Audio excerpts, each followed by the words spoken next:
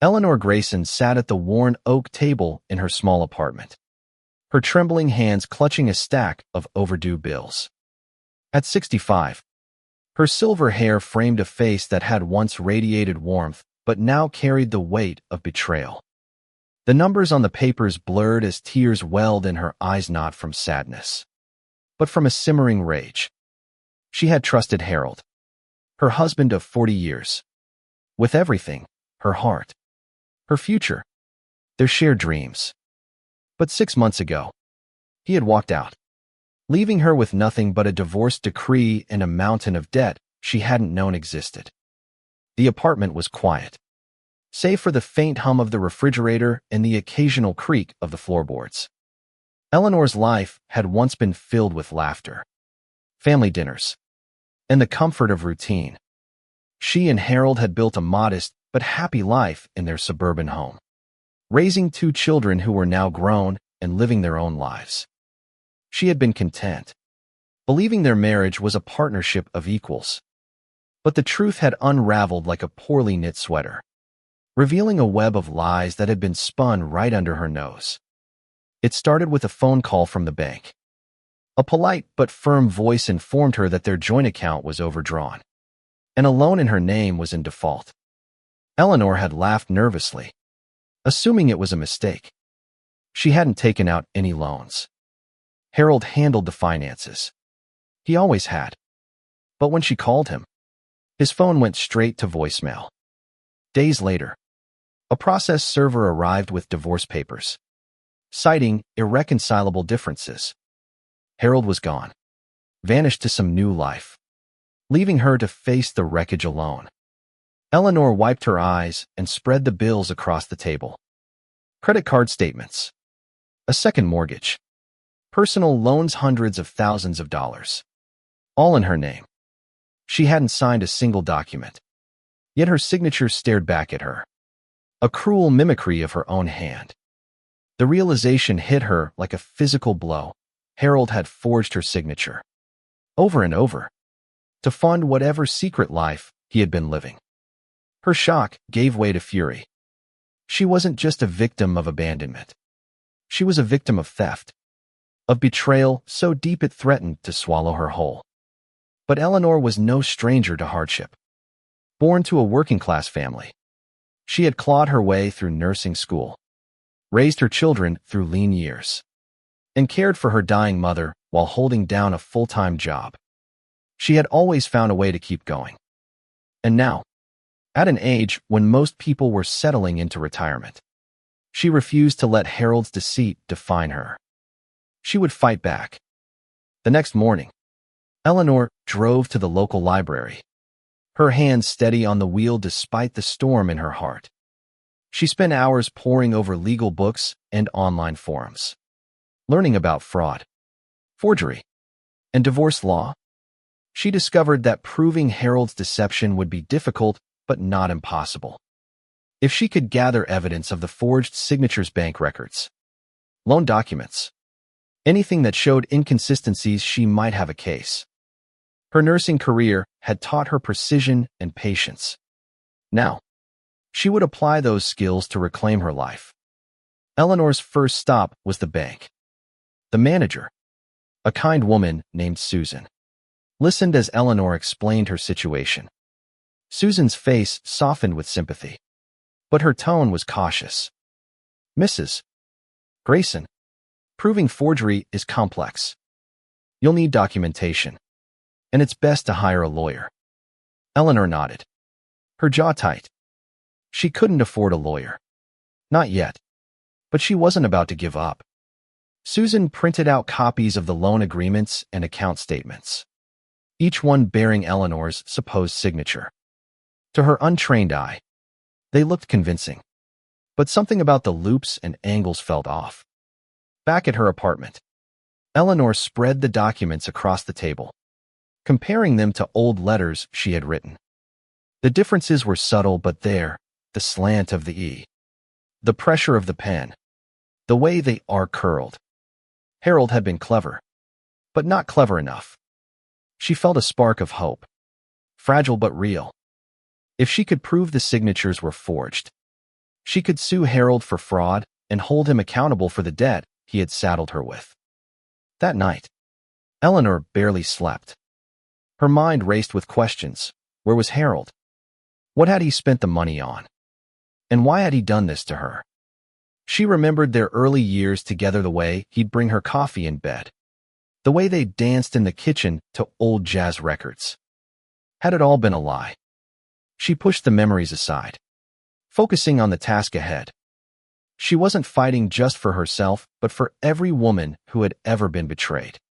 Every person who had been left to pick up the pieces of someone else's selfishness. The next day, Eleanor called her daughter, Claire, who lived across the country.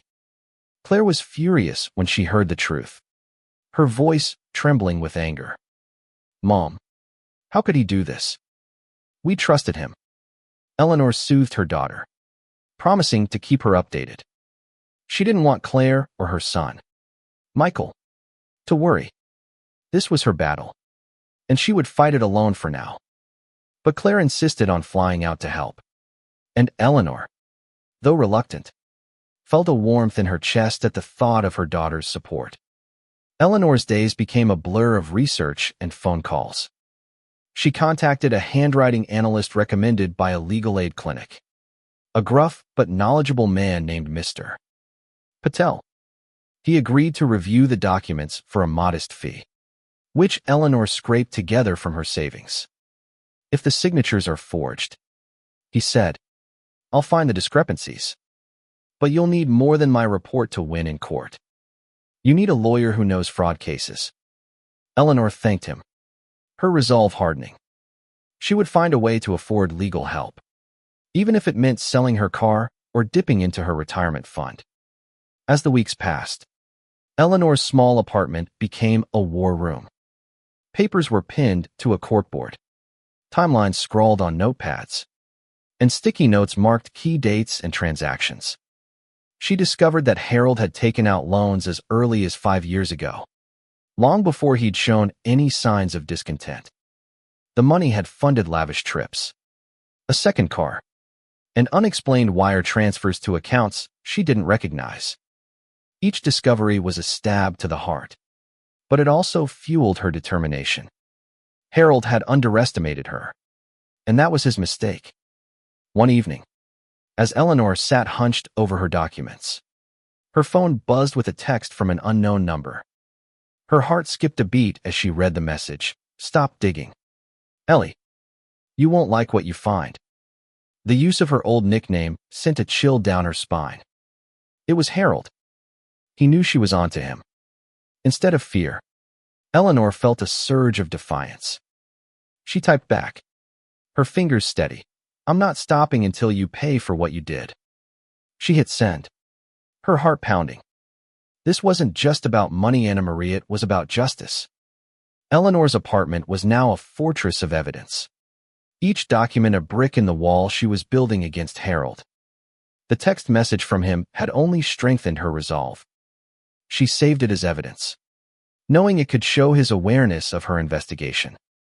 Every day, she woke with a fire in her chest, a mix of anger and purpose that propelled her forward. At 65, she had thought her fighting days were over, but life had other plans. Claire arrived a week later, her suitcase barely unpacked before she dove into helping her mother.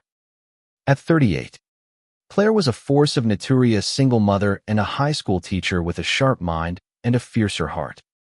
She looked at the papers strewn across the table and shook her head. Mom, this is insane. How did he get away with this for so long? Eleanor sighed, her voice heavy. I trusted him. Claire, I thought we were a team. Claire hugged her tightly, promising to stay as long as needed. Together, they organized the evidence with a precision that would have made Eleanor's nursing supervisors proud. Claire created a spreadsheet to track every loan, credit card charge, and bank transaction, cross-referencing them with dates Harold had been away on business trips. Patterns emerged. Large withdrawals coincided with trips to Las Vegas, Miami, and even Europe.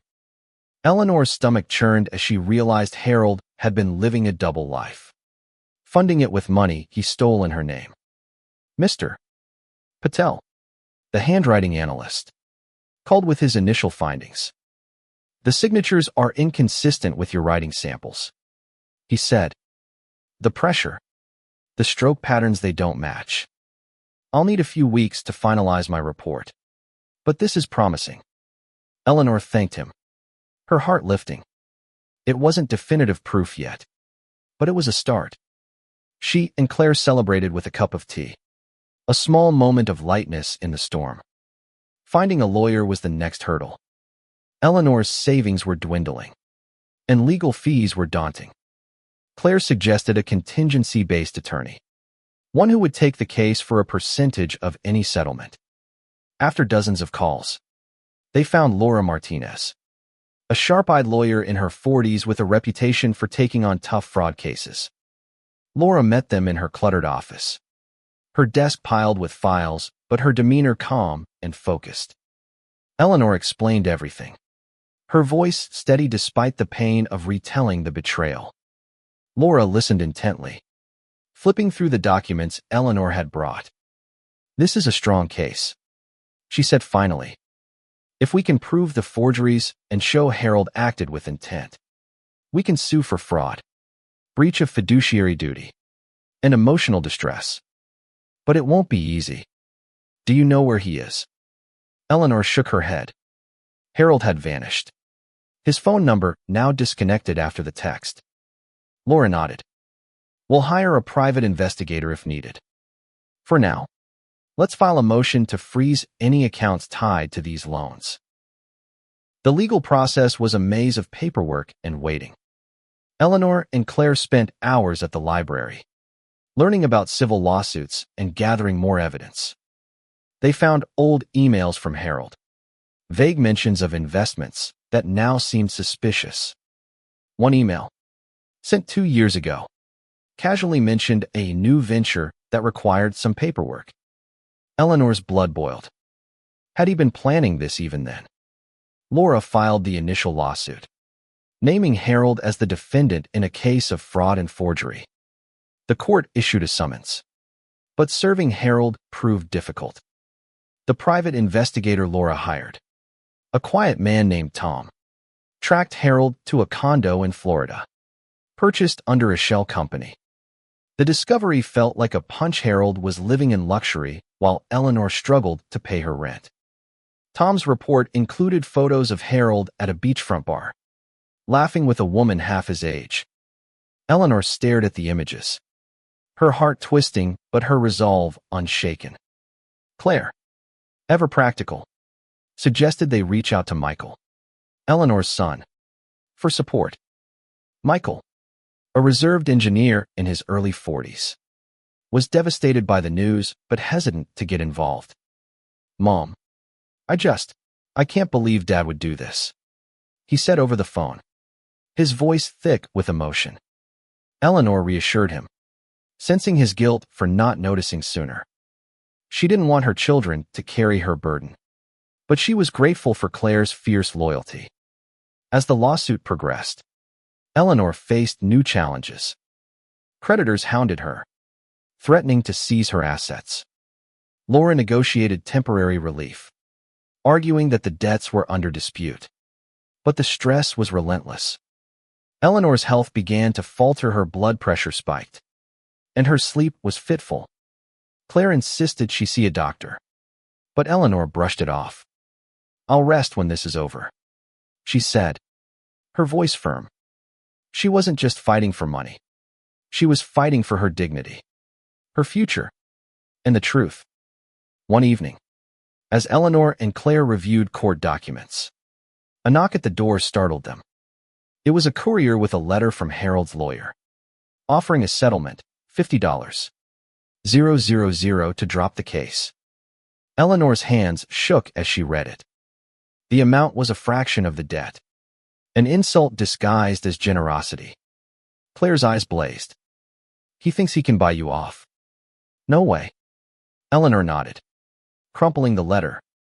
Let's keep going, she said, her voice steady. She wasn't settling for less than justice. The courtroom was a stark contrast to Eleanor's cluttered apartment. Its polished wood and sterile air felt intimidating. But Eleanor sat tall in her chair, her hands folded tightly in her lap. At 65, she was no stranger to standing her ground. She had faced down angry patients, grieving families, and her own fears during her nursing career. Now, she was facing Harold, or at least the idea of him, since he hadn't shown up. His lawyer, a slick man named Gregory Wells, sat across the aisle, his confidence grating. Laura had prepared Eleanor for this moment, the preliminary hearing to determine whether the case could proceed. Mr. Patel's report was complete, detailing the inconsistencies in the signatures with clinical precision. Laura had also uncovered bank records showing transfers to accounts linked to Harold's shell company. The evidence was mounting, but Wells argued that Eleanor had implicitly consented to the loans by trusting Harold with their finances. The accusation stung, but Eleanor refused to let it shake her. "Your Honor," Laura said, her voice clear and commanding, "my client was unaware of these transactions. Her signatures were forged, as confirmed by a certified handwriting analyst. Harold Grayson acted with deliberate intent to deceive and defraud." The judge, a stern woman in her 50s, nodded thoughtfully, her eyes scanning the documents. Eleanor felt a flicker of hope. The truth was on her side, but the legal system was a labyrinth, and she was learning its twists the hard way.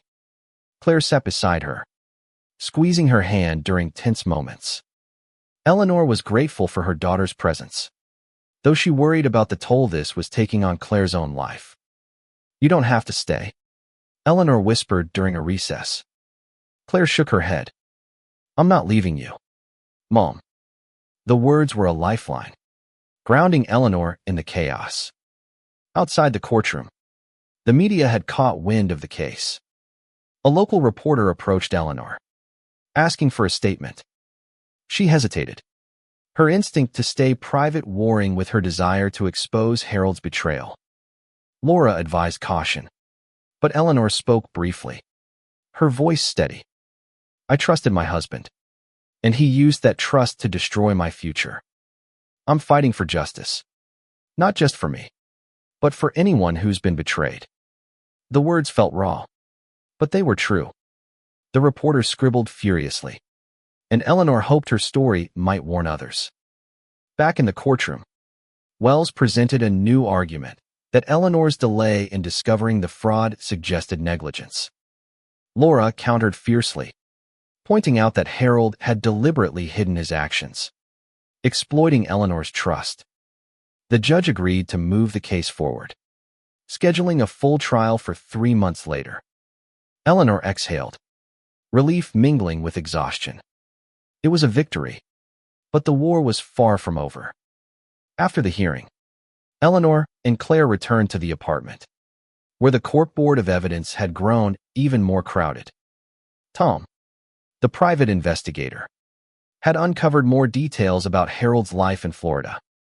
He had purchased the condo with a loan in Eleanor's name, and the woman in the photos was a real estate agent named Vanessa, who seemed to be more than a business associate.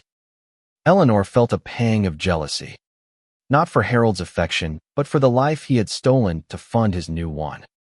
Laura suggested they depose Vanessa, hoping she might reveal more about Harold's finances. The deposition was tense, with Vanessa claiming ignorance of the loans. But under Laura's relentless questioning, she admitted to receiving payments from Harold for consulting services. Eleanor watched the video feed, her heart sinking. Vanessa was young, vibrant, everything Eleanor felt she no longer was. Yet she pushed the thought aside. This wasn't about her word hit, was about Harold's crimes. As the trial date approached, Eleanor's health continued to falter. Her doctor warned that stress was exacerbating her hypertension, but Eleanor refused to slow down. She began attending a support group for women who had faced financial abuse, finding solace in their shared stories. One woman, Maria, had lost her home to a similar betrayal. "You're stronger than you know," Maria told her. Eleanor clung to those words, repeating them like a mantra. Claire, meanwhile, took on more of the logistical work, coordinating with Laura and Tom. She also reached out to Michael again, urging him to join them for the trial. Michael agreed, though his voice was heavy with guilt. "I should have seen this coming," he said. Eleanor reassured him, but she sensed his struggle to reconcile the father he knew with the man who had done this. The night before the trial, Eleanor sat alone, staring at a photo of her and Harold from their 25th anniversary. They had been smiling, arms around each other, unaware of the storm brewing. She traced his face with her finger, wondering where that man had gone. Then she set the photo down and turned to her evidence, her resolve hardening. Harold had taken so much, but he wouldn't take her spirit. The trial was a crucible, each day testing Eleanor's strength. The courtroom buzzed with tension as Laura presented their case, her voice a steady anchor in the storm of legal jargon. Eleanor sat quietly, her silver hair neatly pinned, her eyes fixed on the judge. Harold had finally appeared, sitting across the room with Wells, his face unreadable. At 68, he looked older than she remembered, his charm replaced by a guarded expression. Eleanor felt no satisfaction in seeing him, only a deep, aching need for justice. Laura called Mr. Patel to the stand, where he explained the forensic analysis of the signatures. Charts projected on a screen showed the discrepancies in stroke patterns and pressure points. The jury, a mix of men and women of varying ages, leaned forward, their faces intent. Wells tried to discredit Patel, suggesting the differences were due to Eleanor's inconsistent handwriting. But Laura's redirect was sharp, reinforcing the analyst's expertise. Eleanor's testimony was the hardest. She took the stand, her hands trembling slightly as she swore the oath. Laura guided her gently, asking about her marriage, her trust in Harold, and the moment she discovered the debts. Eleanor spoke clearly, her voice carrying the weight of 40 years of love and betrayal. "I thought we were partners," she said, her eyes meeting Harold's for the first time. "I never signed those documents. He used my name to steal my future." The courtroom was silent, the jury's faces reflecting a mix of sympathy and outrage. Wells cross-examined her aggressively, implying she had been negligent in monitoring their finances. "Didn't you ever question your husband's decisions?" he asked. Eleanor's jaw tightened. "I trusted him. That was my mistake, not my crime." Her words hung in the air, and even Wells seemed momentarily unsettled. Claire, sitting in the gallery, gave her a proud nod. Harold's testimony was a study in deflection. He claimed the loans were for joint investments, and that Eleanor had known about them. Laura dismantled his story, presenting bank records that showed the money flowing to his personal accounts and the Florida condo. When confronted with the forged signatures, Harold grew evasive, claiming he couldn't recall signing Eleanor's name. The jury's expressions darkened, and Eleanor felt a flicker of hope. Vanessa's testimony was less conclusive. She admitted to a relationship with Harold but denied knowledge of the fraud. Laura pressed her, revealing inconsistencies in her story. But Vanessa held firm. Eleanor watched, her heart heavy. She didn't care about Harold's infidelity anymore. She cared about the truth. Laura's closing argument was powerful, painting Harold as a calculated betrayer who exploited his wife's trust. Wells countered, arguing that Eleanor's inaction made her complicit, but his words felt hollow. The jury deliberated for 2 days. Eleanor spent the time with Claire and Michael, who had arrived for the trial. Michael was quiet, grappling with his father's actions. "I'm sorry I didn't help sooner," he said. Eleanor hugged him. "You're here now? That's enough." They waited in the apartment, the air thick with anticipation. Eleanor tried to stay busy, organizing her evidence out of habit, but her thoughts were with the jury. When the verdict came, Eleanor's heart pounded. The foreperson stood, her voice steady. We find the defendant, Harold Grayson, liable for fraud, breach of fiduciary duty, and intentional infliction of emotional distress. The damages awarded were substantial, $300. 000. Enough to cover the debts and legal fees, with a portion for Eleanor's suffering. Harold's face was ashen, his lawyer whispering furiously. Eleanor exhaled, tears streaming down her face. It wasn't just about the money, it was about being seen, believed, and validated. After the trial, Laura hugged Eleanor tightly. You did it, she said. Eleanor shook her head. We did it. She thanked Claire and Michael, who stood by her side, their faces a mix of relief and pride. The victory was bittersweet. No amount of money could erase the pain of Harold's betrayal. But it was a start, a foundation to rebuild her life. Harold was ordered to pay, but Laura warned that collecting might be difficult if he hid his assets. Tom, the investigator, was already tracking Harold's accounts, determined to ensure justice was served. Eleanor felt a strange calm. She had fought and won, not just for herself, but for every woman who had been silenced by betrayal. The support group had taught her that her story mattered, and she vowed to help others tell theirs. The weeks after the trial were a whirlwind. Eleanor's victory made local headlines, her story resonating with readers who saw her as a symbol of resilience. Strangers sent letters of support, some sharing their own stories of betrayal. Eleanor read each one, her heart aching for the shared pain but warmed by the solidarity. She began speaking at the support group, her voice growing stronger with each meeting. You are not your betrayal, she told the women. You are what you do next. Collecting the damages was, as Laura predicted, a challenge.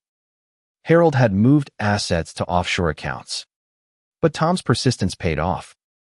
He uncovered a hidden trust fund, and Laura filed motions to seize it. The process was slow, but funds began trickling in, enough to pay off the most pressing debts.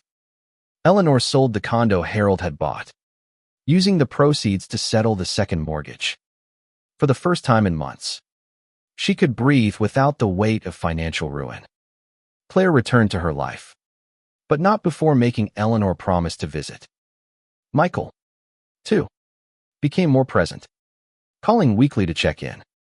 Eleanor cherished their renewed closeness, a silver lining in the storm. She moved to a smaller but brighter apartment, decorating it with photos of her children and mementos of her nursing career.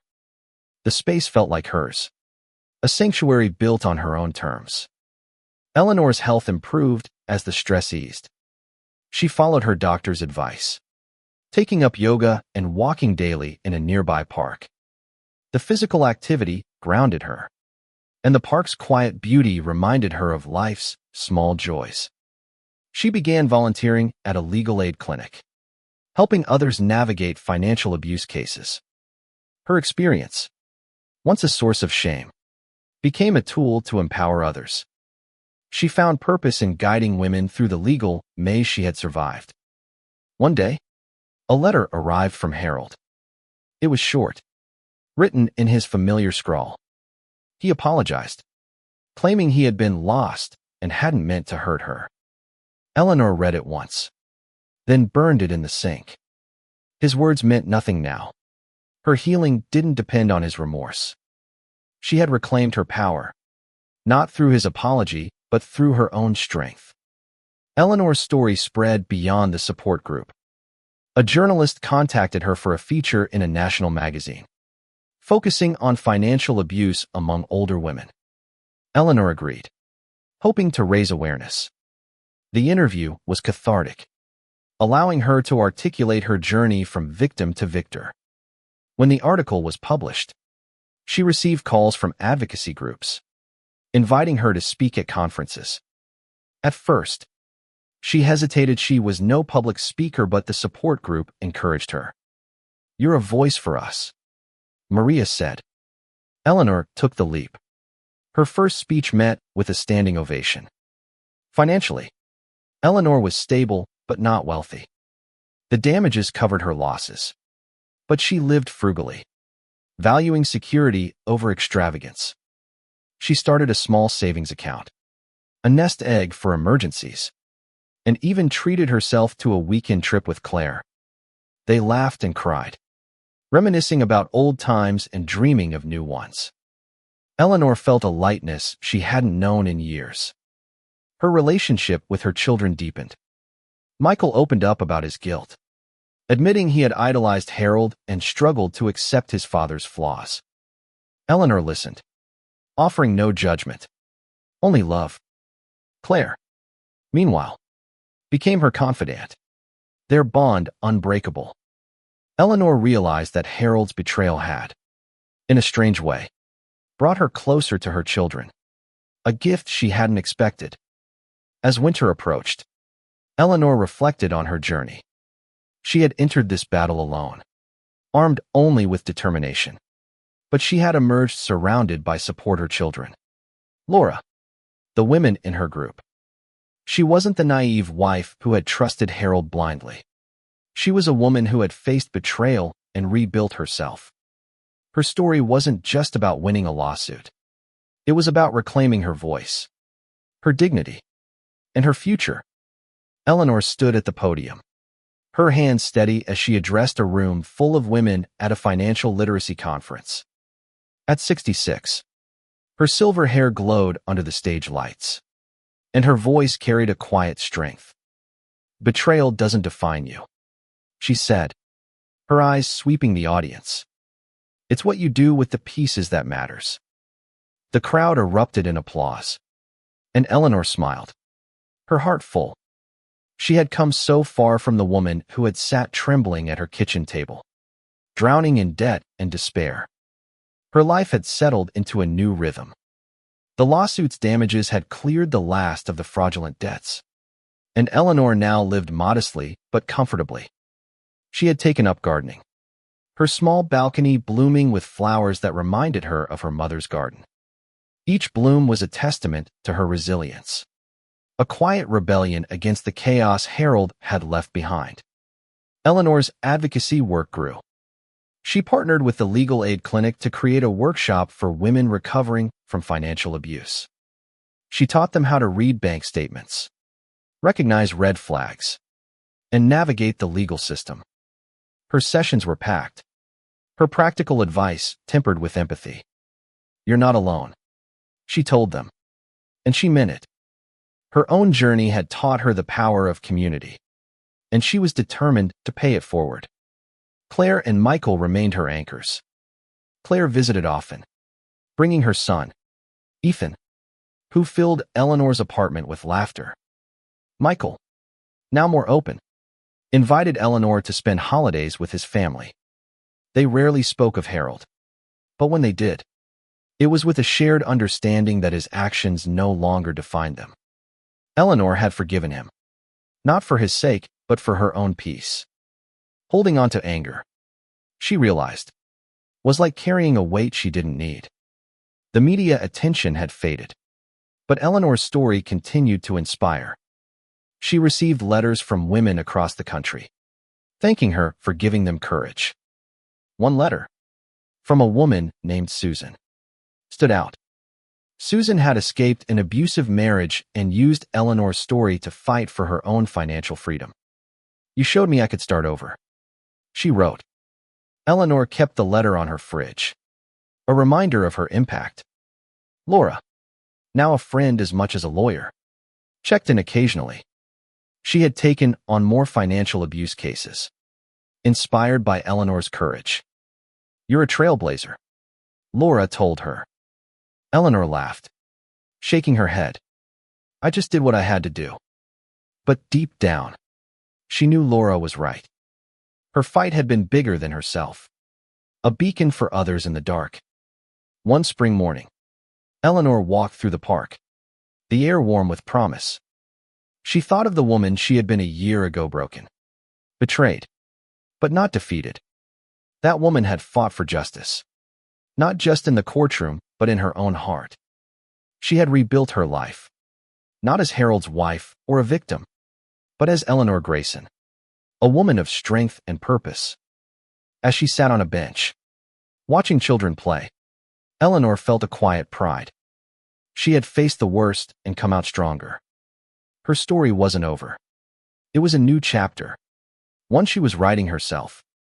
She thought of the women in her support group, the ones she had yet to meet, and vowed to keep fighting for them.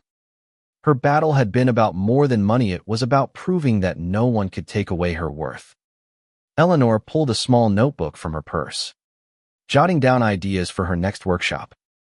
The sun warmed her face, and for the first time in years, she felt truly free. Harold's betrayal had been a storm, but she had weathered it, emerging not just whole, but radiant. She closed the notebook, stood, and walked home, her steps light with the knowledge that she was enough.